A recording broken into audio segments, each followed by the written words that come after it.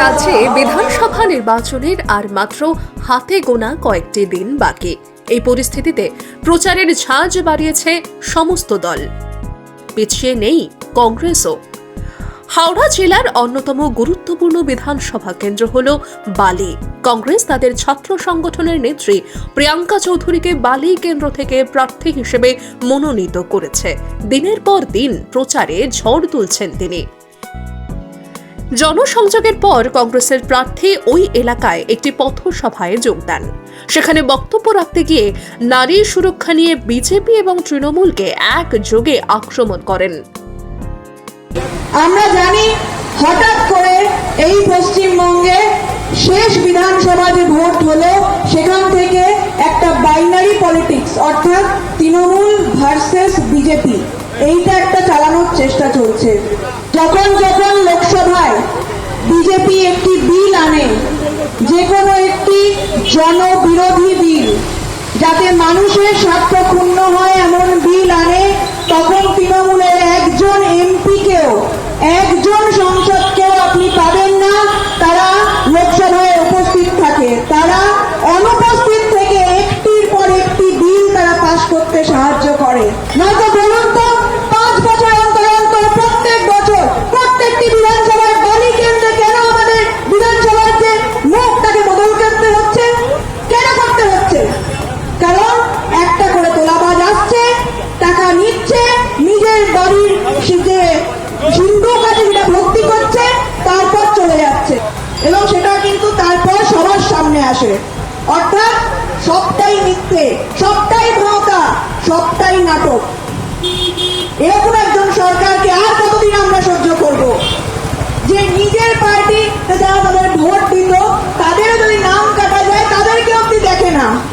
নিজের পার্টি যে করছে, মেয়েটি কসবা ল কলেজে রেপ হলো তাকেও সে দেখলো না, তখনও তারা ধর্ষকদের পক্ষে শুনিয়ে গেল যে কিচ্ছু হয়নি, এটা ছোট্ট ঘটনা, এইসব আবল তাবল কথা। এসআইআর এর নামে উনি একদিন কালো কোট চাপিয়ে সুপ্রিম কোর্টে গিয়ে কিছু ফটো তুললেন। আমার ওনাকে একটা বক্তব্য, আরজিকর কাণ্ডে আপনি কেন গেলেন না? আরজিকর কাণ্ডে আপনি কেন গেলেন না? আরো তো অনেক সমস্যা আছে। এই যে সমস্যায় জর্জরিত আমরা, তাদের জন্য আপনি কেন গেলেন না? কারণ আপনি জানতেন ফুটেজ পাবেন না। আপনি জানেন ভুলভাল বকে কিভাবে নিউজে থাকা যায়, তাই আপনি ভুলভাল বকেন। আপনাদের বাড়ির লোক চাকরি পাচ্ছে না, তারা এই বালি, এই বেলুর, এই লিলুয়া অঞ্চল ছেড়ে চলে যাচ্ছে এবং একটি বৃদ্ধাশ্রমে পরিণত হচ্ছে এই বালি অঞ্চল। এটা কেউ ভাবে না, কারণ আমরা তখন মিম শেয়ার করতে ব্যস্ত থাকি ইনস্টাগ্রামে। এটাকে পরিবর্তন করতে হবে। আমাদের যুব সমাজ শুধু যেন রিল দেখে তাদের সময় নষ্ট না করে, এটার পরিবর্তন করতে হবে। তাদের জন্য শিক্ষার ব্যবস্থা করতে হবে, চাকরির ব্যবস্থা করতে হবে, যেন তারা এই সমাজকে গড়ে তুলতে পারে। কিন্তু আমরা দেখতে পাচ্ছি আজ এই বাংলার বুকে 8,000-এর উপর স্কুল বন্ধ এবং তার পাশাপাশি কি দেখছি, প্রত্যেকটি গলিতে গলিতে মদের দোকানের লাইসেন্স দেওয়া হচ্ছে। তার কারণ কি জানেন? কারণ মদ দিয়ে যদি কাউকে, তার ব্রেন যদি, নার্ভাস সিস্টেমকে যদি আপনি কবজা করে ফেলতে পারেন, তাহলে সে আপনাকে প্রশ্ন করবে না আপনি কাজটা করেছেন কি করেননি। এইটা হলো এর লক্ষ্য। আর আমাদের জাতীয় কংগ্রেসের লক্ষ্য কি? আমাদের লক্ষ্য হলো শিক্ষা, স্বাস্থ্য, আপনাদের চাকরি, এইগুলো হলো আমাদের লক্ষ্য। দিনের শেষে আপনার দুয়ারে জঞ্জাল, দুয়ারে নোংরা জল এবং দুয়ারে জঘন্য ভাঙাচোরা রাস্তা, আর কিচ্ছু নেই। একটি কথা আমি আজকে বলতে চাই, আমি প্রতিজ্ঞা করছি আপনাদের সকলের সামনে যে আমি বালির আপনাদের প্রত্যেকের পাশে থাকবো, বেলুড়ের পাশে থাকবো, লিলুয়ার পাশে থাকবো, প্রত্যেক দিন আপনাদের খোঁজ খবর নিতে আসবো। এবং যদি জাতীয় কংগ্রেসকে এখান থেকে জয়ী করেন, তাহলে প্রথম দিন যে কাজটা শুরু হবে সেটা হলো স্থায়ী রাস্তা মেরামতির কাজ শুরু হবে, জল নিকাশি ব্যবস্থা উন্নত করার চেষ্টা চালানো হবে এবং তৃতীয়, আপনাদের এই যে বাড়ির সামনে যে জঞ্জাল, সেই জঞ্জালের স্তূপ সরে যাবে। কেদারনাথ হসপিটালকে পুনরুদ্ধার করার জন্য আমি যা করতে হয়, আমরা যা করতে হয় তাই করব। এবং এছাড়া সরকারি চাকরির যারা এখানে প্রিপারেশন নিতে চান বা বিভিন্ন প্রতিযোগিতামূলক চাকরির প্রিপারেশন নিতে চান, তাদের জন্য জাতীয় কংগ্রেসের যদি ক্যান্ডিডেট নির্বাচিত হয় তাহলে আমরা প্রত্যেক জায়গায় জায়গায় আমরা ফ্রি কোচিং সেন্টার চালু করব।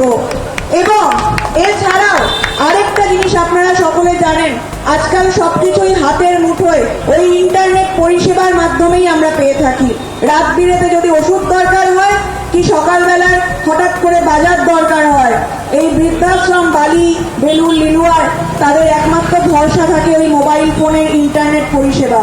কিন্তু আপনারা এটাও জানেন যে আমাদের এখানে সকল জায়গায় কিন্তু ইন্টারনেট পরিষেবা ভালো নয়।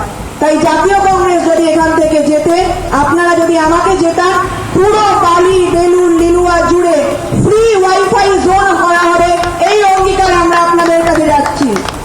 আমরা আপনাদের কথা দিচ্ছি, আপনাদের স্বার্থ হবে আমাদের স্বার্থ, আপনাদের লড়াই হবে আমাদের লড়াই।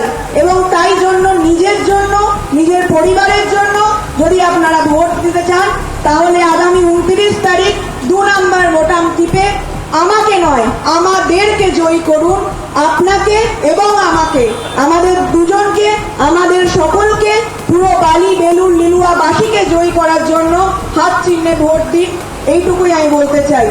জয় হিন্দ, বন্দে মাতরম, জাতীয় কংগ্রেস জিন্দাবাদ, ছাত্র পরিষদ জিন্দাবাদ, রাহুল গান্ধী জিন্দাবাদ।